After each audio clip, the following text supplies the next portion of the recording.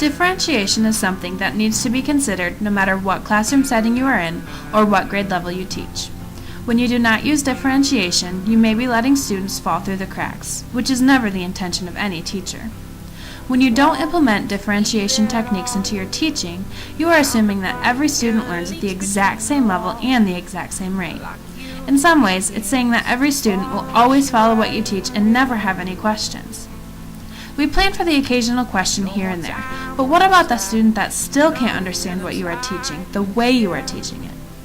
It is for these students that we need to curve our instruction towards. It is for these students that we need to consider when we are writing and implementing our high-quality instruction. After all, variability is the norm. There are a few ways that you can plan for differentiation in your lesson plans. One way is to know your students. Know how your students learn best, kinesthetically, visually, or auditorially.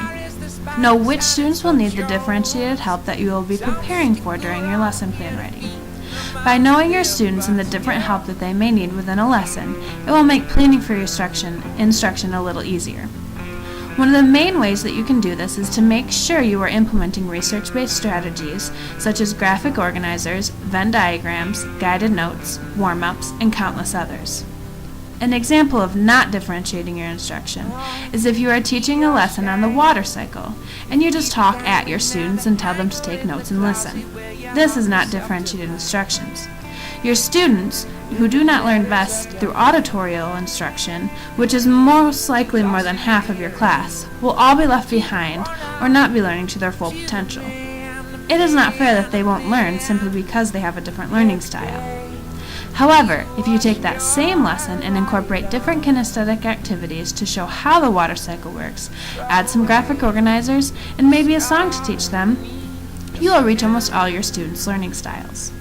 By differentiating your instruction, you may be able to save a student from falling through the cracks like so many before them. Differentiation is something that you, as a teacher, can do that may help a student believe in themselves for the first time. And that is a powerful thing that can never be taken away.